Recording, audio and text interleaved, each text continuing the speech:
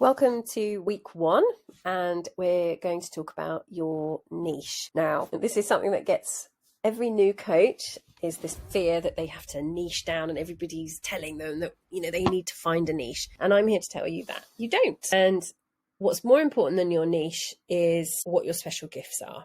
So your niche will find you over the course of your journey. You may never quite know what it is, and that doesn't actually make you less successful. It can make you just as successful. It really is a marketing aspect, but also about finding your joy as well, following your bliss. So really, we're going to be considering what your special gifts are as opposed to necessarily your niche. It's okay to be a generalist for a while you discover what you love. And here are some questions if you're ready to think about your niche, or at least to try and figure out what's my theme? What might I be really good at? So here are some great questions.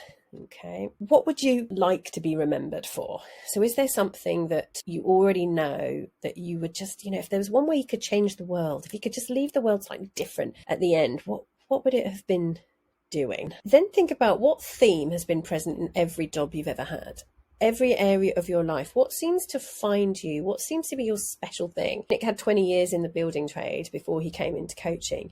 And I said to him, if you were to go back into sort of property developing now, what kind of houses would you look for? And he said, something that's like, really run down, needs total renovation inside. Nothing sort of structurally wrong, nothing with subsidence or, the roof's caved in or something, but just something that internally needs just completely renovating, and something that has potential to be really beautiful. And I thought, well, that's really funny, because that seems to be the sort of coaching you love as well. Taking somebody who's just feels broken and feels really run down and helping them to, feel amazing again and totally transform them seems to be something that he really loves to do, and something he has a special gift for. So I thought it was funny that since he's 16, he's had that same gift, that same, if he was to follow his bliss, that would be what it was, that wherever he was, that's what he would be doing. So what's yours? What's your version? And there's another question. What can you not do? What don't you ever need a day off from? So sometimes my friends will say to me, I don't want to bother you with this because it's your day off. You shouldn't have to coach me. And for me, it's like, well, but I love this. This is fun for me. Like if somebody says, I've got some kind of symptom or whatever, and I can access some German new medicine and help them uncover the emotional root cause. My God, that's like, that's like, let's play a game together. I really love it. So for me, that's just how I communicate. I love coaching. I can't not do it. I did it when I was on maternity leave, when I met new people. I can't help it. I don't coach who doesn't want to be coached, but it is my natural way of being. So even if yours is, cycling or tennis, what is it that if you had to do it every day of your life, had to do something every day, whether it's for an hour or, or all day or whatever, but if you had to do it every day, something you'd never ever get sick of doing, what would it be? And start there. And what do you love about that? So if it's, for example, if it's cycling, what do you love about cycling? That means you'd never get tired of it. And how does that relate, or how would that relate to running your business? Do you need to run your business outdoors? Do you need to add in some physical activity? Is it about discovering new things and on your bike? What is the essence that you could bring into your work? Another one to get to know yourself is, what films do you watch over and over again? What films do you love? When you see a trailer for something, what is it that makes you think, that's right up my alleyway? So it might be, things where there's teamwork, or, there's people, the underdog, overthrows the tyrant. What is it that makes you that hero's journey that you particularly like? Because that says a lot about you and your hero's journey and your character arc as well. And then not just the film, not the storyline, but what characters do you most resonate with and why? What's their hero's journey? So I've watched Shirley Valentine in the hundreds of times, and I watched it long before I was a middle-aged woman, and it always used to make me laugh that I would watch kind of programs with these sort of older people in them, like Best Exotic Marigold Hotel, and I'll watch anything with older people in it. But I realised that I would get to the end and then rewind and watch it all over again. And it was watching the transformation that happens in people,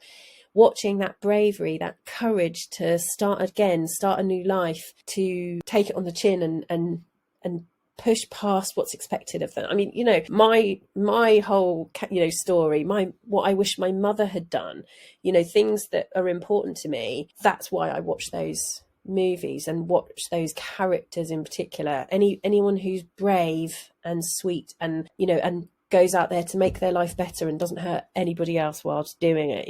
I love it. I love that character. And that could help you work out what your niche is. Yeah. That may be the kind of client that you want to work with, for example. So other things is to think about your special gifts. What are your special gifts? You won't realize that you have all these special gifts until you start talking to other people who don't have them. So what brings you the most joy? My son will sit there and he will take any new toy and he spends at least a couple of hours figuring out what it can do. And he will find things it can do nobody else has discovered. And he loves it. If you give him anything, whether it's a toy or not, he wants to know what it can do. That's his gift. He's just really good at figuring things out, getting to understand things. And that you can see that that's a special gift. It's effortless and he loves it. What do you have a knack for that other people perhaps don't? Another one is the ego aspect of this as well. But if people said, it sounds like you need this coach, I know they are absolutely the perfect person for this job, what would that job be? So, for example, if I'm watching WhatsApp messages and somebody's recommending somebody in a group that I'm in, and I know I can do the thing that's being recommended, I find it really fascinating where some of the things that are being recommended, although I know I can do them, I don't care. And other times somebody's recommending somebody else who does the thing, and I'm thinking, no, pick me, because obviously that's more important to me. So that can tell you a lot. But imagine, I always think if somebody was in a room and, they were talking to a friend and they were saying, oh God, I just think it's hopeless. Nobody can help me. I've been everywhere. Everybody's telling me I can't achieve this. I really want it, but everybody's telling me I should give up. And for me, I want to be that person that somebody said, do you know what? I think I might have the person for you then. There's this coach and she absolutely believes anything is possible. So if you work with her, she will believe in you. She will help you make it happen. So if there is a chance in the universe that it could happen, she will help you do it. And I think for me, that gift that I have, that I will never give up on you, not ever. You can give up on you, but I won't. For me, that's definitely something I know I can do really well. And I've done it for family members. I've done it for friends. We will hold that belief for you, even when you can't. So what's yours? What would you like somebody to say? Are you the fixer that swoops in at the 11th hour to help the sports person who's tanking? And, what's your thing? What would you love? Another question, what would you do for free? That's nice and easy, isn't it? What would you do for free? I did so much coaching at the beginning for free. I don't do as much now, but so therefore I would have to it would have to be so specific for me to want to do it for free that I would be able to tell from doing it, from answering that question, what my niche is, what it would have to be something I so enjoy that I would just, no, I've got to do that. I've got to do that. That's what I want to do for free. So what could you do for free? If all your bills were paid, what would you happily do for free, provided the bills were paid, that you just love so much that you wouldn't care about the money? What do you get the biggest buzz from? If you don't know yet, well then, again, look at outside of coaching, what gives you a buzz, and then try and extrapolate that to coaching. What type of experience have you had that brought you the most joy? And what do they all have in common? So again, looking for those themes. And then finally, just for fun, have a think about what your name would be. So you might have heard of people like the book midwife, the barefoot doctor, the outdoor coach. Think about, just for fun, what would your name be? Would it be relationship rescue? Would it be, the menopause mum, or, the menopause coach? Or what would it be? You don't have to use it in your marketing at all, but it might help you to start helping label your own identity. And as you label your own identity and you feel like, actually, that is kind of who I am. I am the fixer, or I am the relationship rescuer, whatever it is. See if you can nail the term. It doesn't have to be suitable for anybody else to hear or listen to.